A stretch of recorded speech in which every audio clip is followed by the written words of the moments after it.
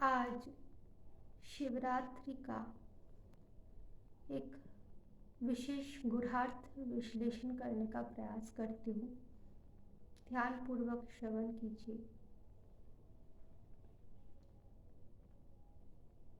देखिए, पौराणिक कथा अनुसार हम जानते हैं ये जो शिवरात्रि है ये शिव एवं माता पार्वती का मिलन का रात्रि है,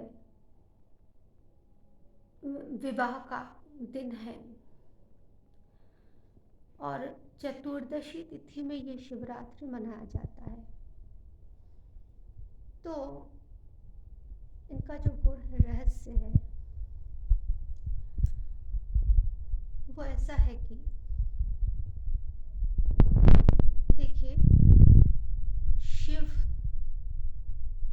शब्द क्या निर्धारित करते हैं। हम शब्द सुने हैं। शव अर्थात मृतक शरीर, मृत शरीर, और शिव का अर्थ है सिर्फ मृत शरीर ही नहीं। मृत शरीर किसे कहते हैं? जिस शरीर का काम खत्म हो गया, जो शरीर सदा के लिए खत्म हो गया, और वो है शव। और शिव है जो शरीर, मन, इंद्रिय, बुद्धि, अहंकार, महत्त्व आदि सब कुछ सदा के लिए समाप्त कर देते हैं, अर्थात जो निर्वाण स्थिति देते हैं। वो परम मंगलमय तत्व है शिव तत्व, उसी निर्वाण स्थिति है शिव तत्व। तो शिव शब्द का अर्थ परम मंगलमय, निर्वाण, मोक्ष। और वो मोक्ष किसे देते हैं और किस प्रकार देते हैं? देखिए, शिवजी का कथा अनुसार हम जानते हैं पहला जो पत्नी है वो है सती। तो सती जो शब्द है वो सत शब्द से आते हैं। सत मतलब जो सत्य है, जो परम सत्य है। और परम सत्य क्या है? सत्यम शिवम सुंदरम।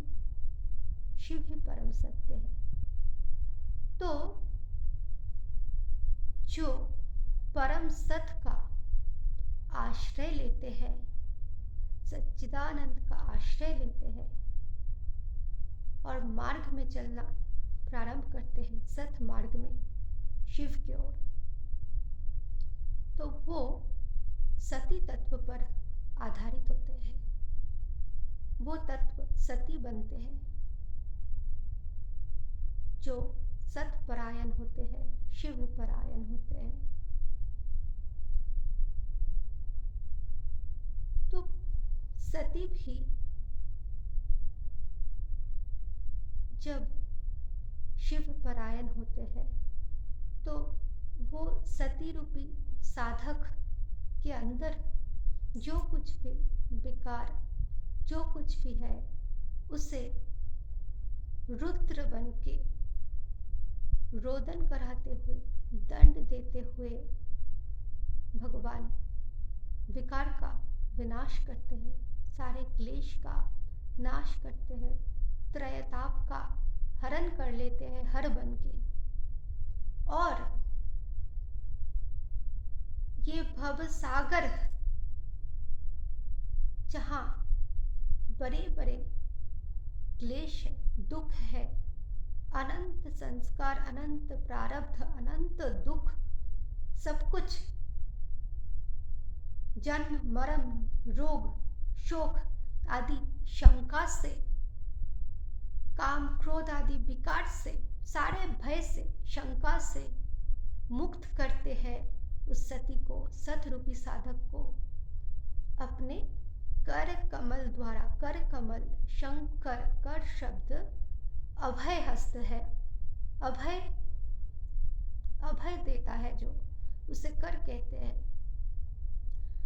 तो अभय देकर प्रभु सारे शंका हर लेते हैं, जो सत के आश्रय लिया, जो शिव का आश्रय लिया।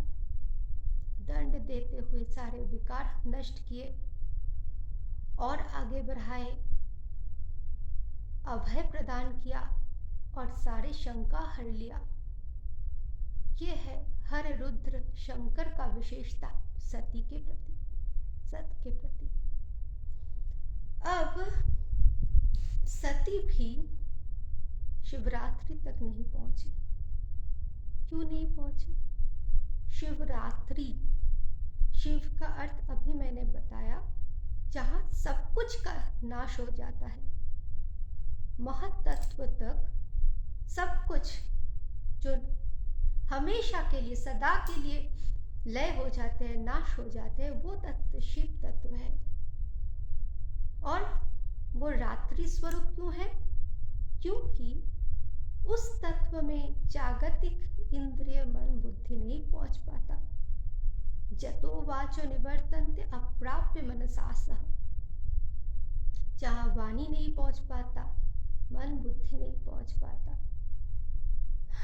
तो जो साधक चलना शुरू किया, जो साधक सत में ही निष्ठा रखते हैं, सत में, सत का ही पुजारी है, सत से ही नित्य युक्त है, उनका तो भय, शंका सब कुछ हर लिया, बुद्धि निर्मल बना दिया। लेकिन बुद्धि तत्व से परे वो अभी तक नहीं गए, क्योंकि उनके ही पिता रूपी एक वृत्ति जो अनंत काल से उनको घुमाता रहा, वो वृत्ति बहुत निपुण हो गया। और वो निपुण वृत्ति क्या है? दक्ष। दक्ष का अर्थ ही है निपुण। वो अहंकार की तरह निपुणता किसी में नहीं है। सबसे बलवान है ये अहंकार। ये साधक को मिलने नहीं देता, रात्रि तक पहुंचने नहीं देता।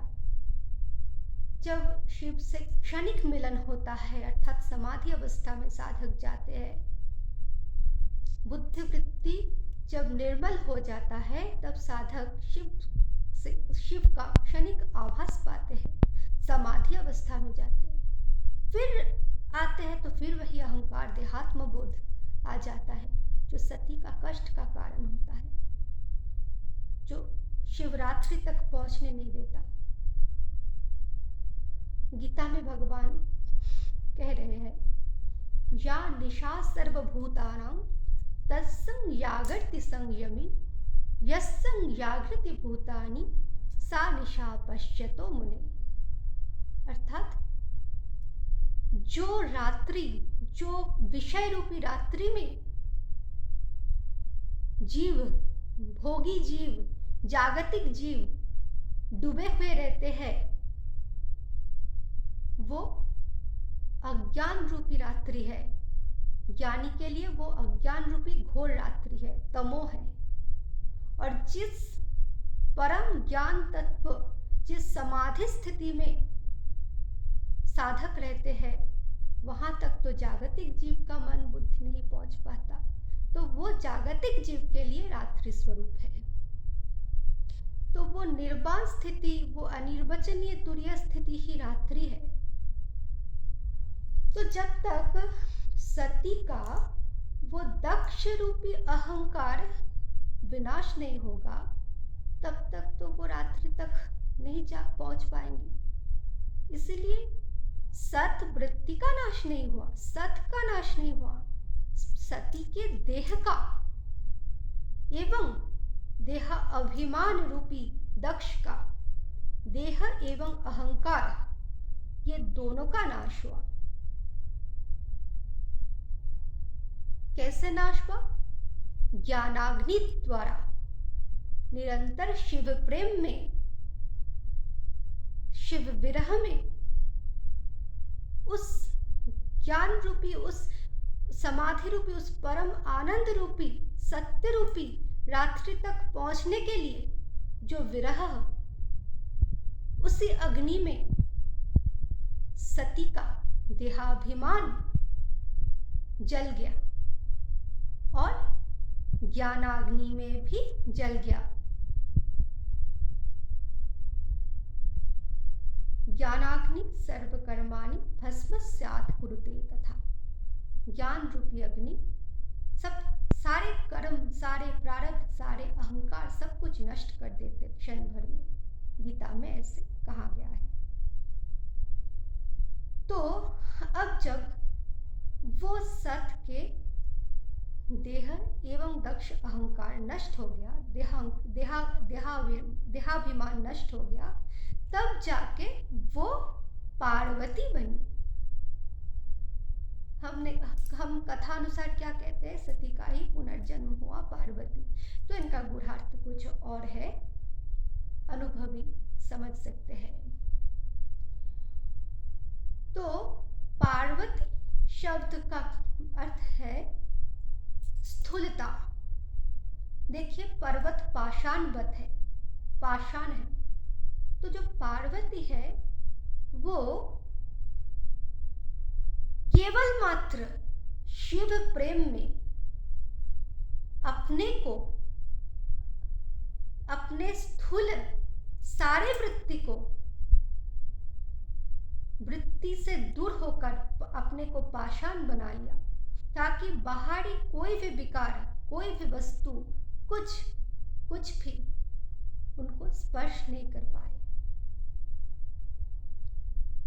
जिन साधक को बाहरी कोई विकार, क्लेश, भय, अष्टपाश, पंच क्लेश कुछ स्पर्श नहीं कर सकता, जो पाषाणवत हो गए, वो बने पार्वती।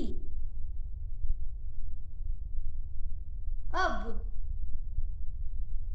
वो पार्वती जब गुरु रूपी शिव में समर्पित होते हैं, तब दक्ष रूपी अहंकार नहीं रहता, क्योंकि उनका सब कुछ समर्पण हो गया शिव में।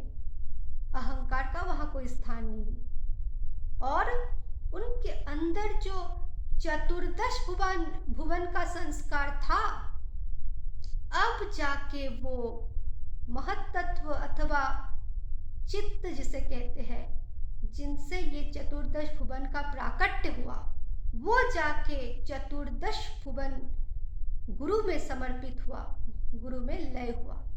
गुरु तब लय किया, तब जाके पार्वती और शिव का मिलन हुआ, अर्थात तब शिष्य का परिपूर्ण समर्पण हुआ गुरु में, और गुरु ने सारे संस्कार, अहंकार, ममता सब कुछ हरण कर लिया।